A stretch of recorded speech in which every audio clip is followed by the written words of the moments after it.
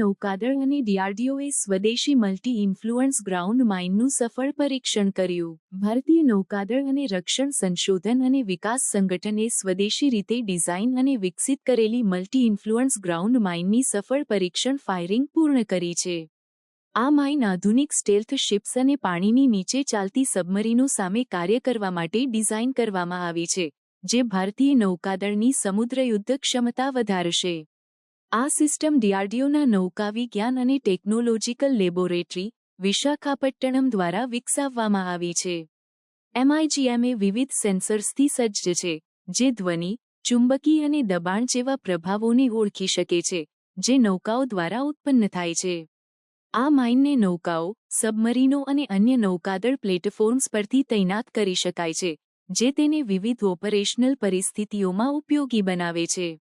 આ સિસ્ટમના સફળ પરીક્ષણ પછી, રક્ષા મંત્રી રાજનાથ સિંહે ડીઆરડીઓ, ભારતીય નૌકાદળ અને ઉદ્યોગને અભિનંદન પાઠવ્યા છે.